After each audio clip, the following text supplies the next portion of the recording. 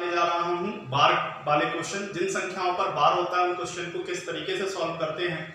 उससे पहले अगर आपको ये वीडियो पसंद आती है तो लाइक करें और सब्सक्राइब करना ना भूलें और बेल बटन दबाना बिल्कुल भी ना भूलें। देखें जिससे 0.2 अगर वैल्यू बार की इस तरीके से आती है तो हमें किस तरीके से संख्या को सॉल्व करना है।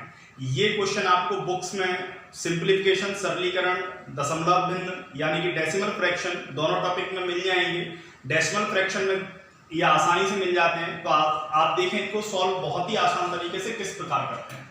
0.2 आया, बार है तो जिस संख्या पर बार है वहां से बार को हटा करके अपॉन में 9 लगा देते हैं। ये हमारा इसका आंसर हो गया। यहाँ पर दशमलव का कोई भी मतलब नहीं रहता है, यहाँ दशमलव से हमें कोई भी लेना देना नहीं है। हमें केवल बार हटाना है और अपॉन में बार को हटाने के बाद 9 को ऐड कर देना है, जोड़ देना है। ये हमारा आंसर आ गया।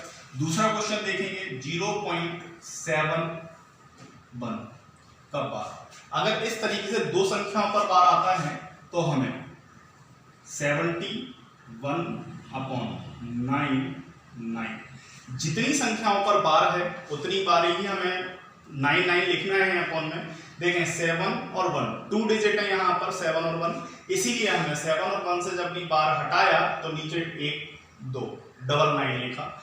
अगर यहाँ पर तीन संख्याएं होती 0.2 3 7 इस प्रकार से, तो हम 2 3 7 अपॉन 9 9 9 या फिर 0.1324 इस प्रकार से होता, तो 1 3 2 4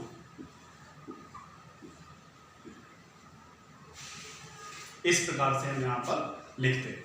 देखें एक बार फिर से, जितनी संख्या पर बार है उतनी ही बार हमें 9 लिखना है। एक संख्या पर बार है तो अपॉन में 9, 2 बार है तो 2 बार, 3 संख्या है तो 3 बार और 4 टाइम्स डिजिट है तो 4 बार। अगर यहां पर दशमलव से पहले कई बार कोई डिजिट आ जाता है तो हमें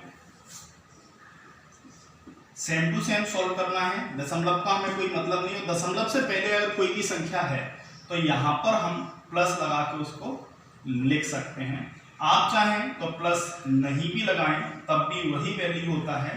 तो या तो इस तरीके से या इस तरीके से आपको वहां पर आंसर मिल जाएगा।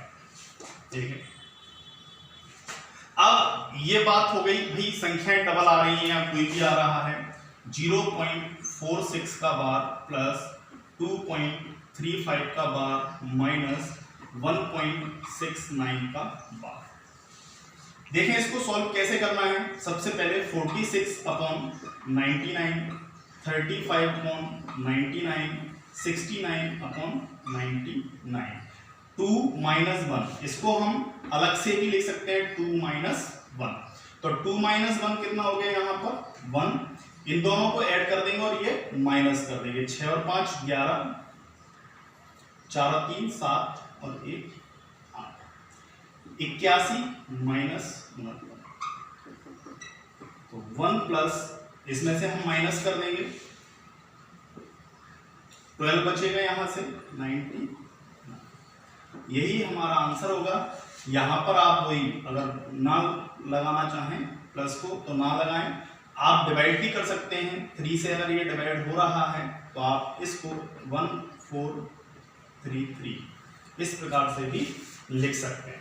आपको मैंने डिटेल में सॉल्व करना बताया। आप चाहें तो डायरेक्ट यहां से अगर दोनों संख्याओं पर सेम टू सेम बार है तो डायरेक्ट 46 और 35 46 प्लस 35 को जोड़ करके 69 को माइनस कर देंगे।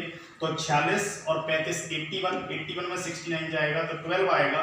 नीचे दोनों संख्याओं पर बार है इसलिए डबल 9 आया और 2 - 1 यहाँ पर डायरेक्ट 1 आएगा। तो आपको पर्टिकुलर घटाना भी नहीं पड़ेगा। जैसे ही प्रैक्टिस हो जाएगी आपकी आप उस स्टेज तक यहाँ से डायरेक्ट यहाँ पहुँच सकते हैं। ठीक है, क्लियर हो गया आप सभी को। चलो आगे बढ़ते हैं।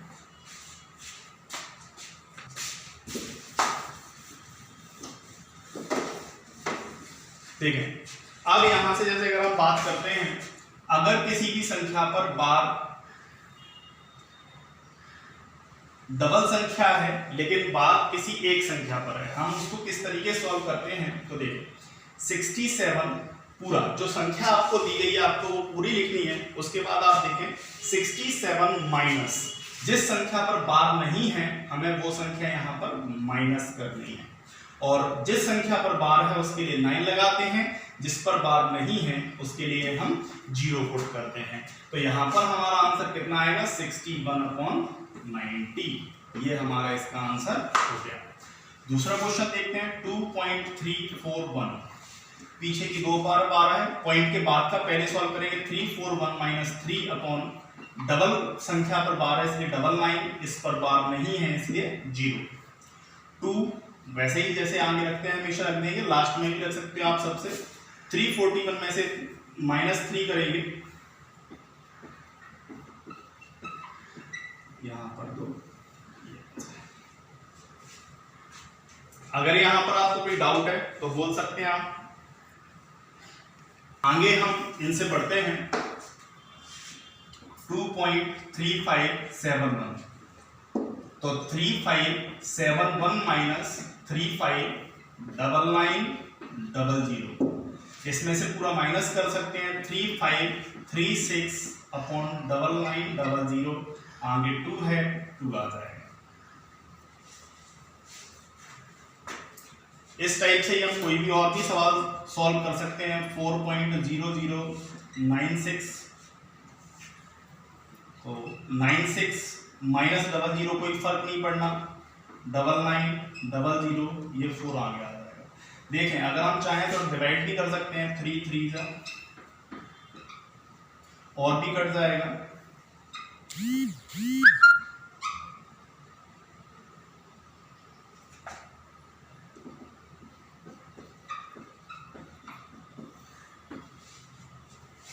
ठीक है, तो आपकी मर्जी है, आप इस तरीके से, अगर वहां ऑप्शन में इस तरीके से डिवाइड होके मिलता है तो इस तरीके से कर सकते हैं, और अगर केवल इस टाइप से मिलता है तो आप इस टाइप से भी वहां पर रख सकते हैं। ये आपको समझ में आ गया होगा किस टाइप से हम इसको कर रहे हैं।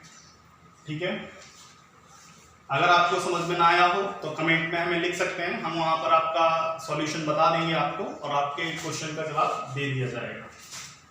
ये जो डेसिमल फ्रैक्शन है उनमें आपको मिलेंगे, तो किस टाइप से ये सॉल्व करते हैं वो आपने देख ही लिए। अगर सिंप्लीफिकेशन वाले जो मैं आपको बता रहा था वहां पर जो मिलता है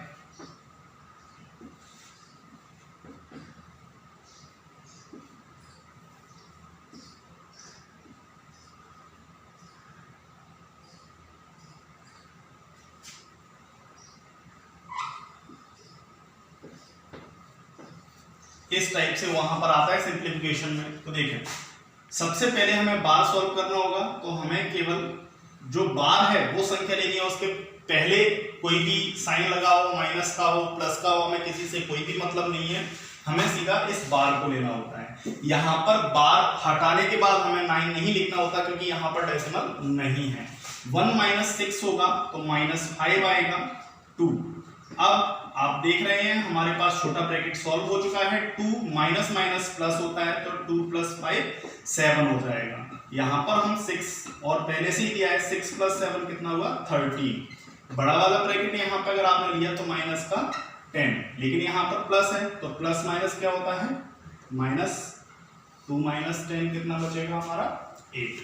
तो हमेशा ध्यान रखना सबसे पहले हम बार सॉल्व करते हैं, तो यहाँ पर बार को सॉल्व करने का तरीका एक नॉर्मल सा है कि जहां पर भी बार दिया गया है वहां से हमें बस बार को हटाना है और कुछ भी नहीं करना है। बाकी पूरा सिंप्लीफिकेशन के तरीके से ही सॉल्व करेंगे।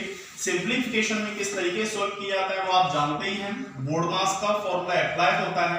जैसे सबसे पहले हम बार को सॉल्व कर रहे थे, अभी मैंने आपको बताया था, उसके बाद कोई भी ब्रैकेट अगर दिख जाते हैं आपको तो तीनों टाइप के ब्रैकेट हम सॉल्व करते हैं। उसके बाद का या ऑफ, जिसको हटा करके गुणा, फिर डिवाइड, मल्टीप्लाई, एडिशन, सब्ट्रैक्शन, इस तरीके से हम उनको सॉल्व करते हैं।